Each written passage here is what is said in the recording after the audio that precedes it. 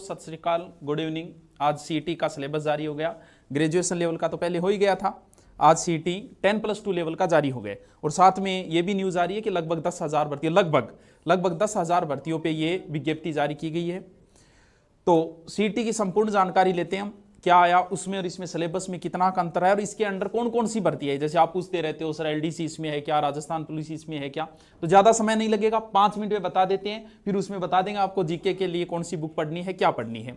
चलो देखिए, सभी 5 मिनट लगेगी, ज्यादा समय नहीं लगेगा इसके अंदर आपको। और बाद में कोई समस्या आए तो आप नीचे कमेंट कर देना, मैं बता दूंगा। देखो ये 12वीं लेवल का है, आपको कौन कौन सी चीज चाहिए कि कौन सी भर्तियां इसके अंदर आई है, उम्र क्या है और कब से फॉर्म भरे, ये 4 चीजें आपको चाहिए, 3 चीजें 4 चीजें, वो 5 मिनट में बता देता हूं। देखिए इसके अंदर कौन कौन सी भर्ती है। वनपाल ये नहीं, आगे जो आएगी, क्योंकि अब जो चल रही है उसका इससे कोई मतलब नहीं है। आगे जो आएगी छात्रावास अधीक्षक, जो कई सालों बाद भर्तियां दोबारा आएगी शायद इसके अंदर, तो छात्रावास अधीक्षक इसी के हॉस्टल वार्डन। सेकंड ग्रेड भर्ती जो आरपीएससी लेती थी वो भर्ती भी सीटी के अंडर ही आ गई है। मेन जिसमें चल रहा था, एक तो एलडीसी का चल रहा था, एक चल रहा था कांस्टेबल का। तो कांस्टेबल चल रहा था कि इसके अंदर होगी कि नहीं होगी। तो भावी कांस्टेबलों, वर्दी धारण करने वालों, आपको अब हिंदी इंग्लिश भी पढ़नी पड़ेगी, क्योंकि कांस्टेबल भर्ती भी इसी के अंदर शामिल कर दी गई है। इसके अलावा लिपिक ग्रेड सेकंड है, जमादार भर्ती और कनिष्ठ सहायक है। ये इतनी भर्तियां होगी नेक्स्ट 1 साल के अंदर, लगभग जो इसके अंदर आई है, और लगभग पोस्टें भी 10,000, क्योंकि सरकार अब जाने वाली है, जाती सरकार बहुत सारी भर्तियां निकालेगी, युवाओं को खुश तो करेगी। चलो अब हम देखते हैं इसमें कौन कौन सी चीजें आपको चाहिए। देखो ऑनलाइन आवेदन की प्रक्रिया सब जानते हो, ई मित्र पे जाना है, वहां से शुरू हो जाएगा आपका, वो उसका काम है। डॉक्यूमेंट जो चाहिए वो देखो, परीक्षा शुल्क वो तो नॉर्मल 400-450 जो भी है वो नॉर्मल है, कोई ज्यादा बड़ी बात नहीं। वो तो भराओगे, अगर 500 तो भी भराओगे, 50 रुपये तो भी भराओगे। देखो एज की बात करें तो जैसे वनपाल और कांस्टेबल, इनमें तो चाहिए 18 से 40 के बीच, सॉरी 18 से 24 कांस्टेबल, और बाकी सब में 18 से कर रखी है 40। बाद में वो छूट जो है SC ST OBC जो छूट होती है वो है बाकी, यानी सब में मिनिमम 18 चाहिए ही चाहिए। और कांस्टेबल में 18 से 24 है, बाकी सब में जितनी बारी ले ला रही सब में 18 से 40 कर दी गई है। ठीक है, एज का भी हो गया। इसके बाद आयु छूट वगैरह हो जाएगी, OBC SC ST जो भी छूट दे रखी है वो छूट हो जाएगी। छूट मिनिमम में नहीं होती, मैक्सिमम में होती है, यानी 40 उसमें। ये नहीं कि 18 से नीचे वाले में कितनी छूट है, 17 का भर दूं। फाइनल ईयर वाला भर सकता है, यानी जैसे आप अभी 12वीं कर रहे हो तो आपको भरना ही है ये फॉर्म, यानी फाइनल वाला भी भर सकता है। अब देखिए कब से फॉर्म शुरू करना, यह ध्यान रखना है, 12/10 से, यानी 12 तारीख से फॉर्म शुरू होंगे इसके, और 11/11 तक फॉर्म समाप्ति, यानी 1 महीने का आपको समय दिया है फॉर्म भर, लगभग 1 महीने का समय होता है सबके अंदर। ठीक है, अब बात आई कि सर पेपर कब होगा, पेपर और सिलेबस। देखो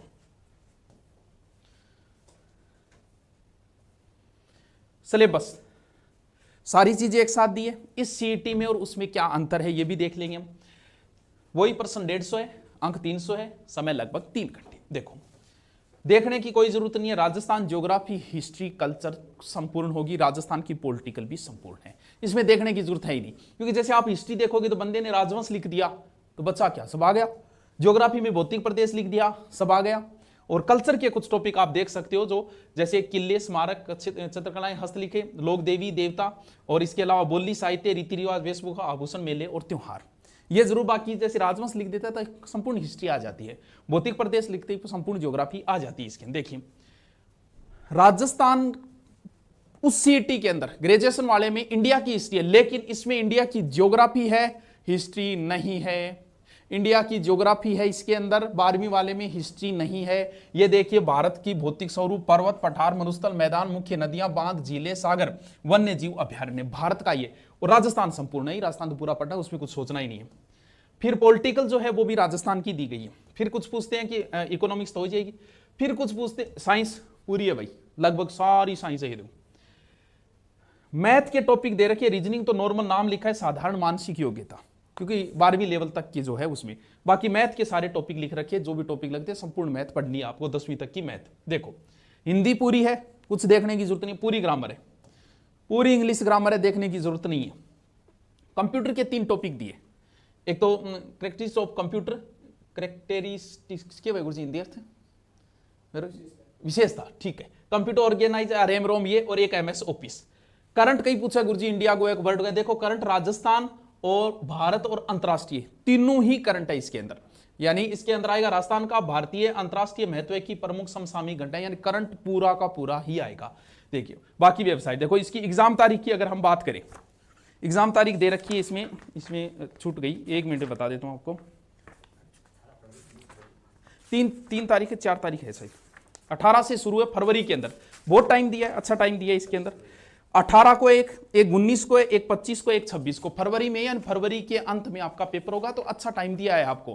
कालो दिखूंगे यहाँ कैमरा थोड़ा सही को नहीं बजो, देखो बहुत मांग हुए टावरांगी, क्योंकि 12वीं लेवल का है तो आपकी नोट्सों से ही काम चल जाएगा। एक तो राजस्थान अध्ययन से चल जाएगा, एक जो नोट्सों की मांग रहती है आपकी कि राजस्थान में क्या चल रहा है, तो ये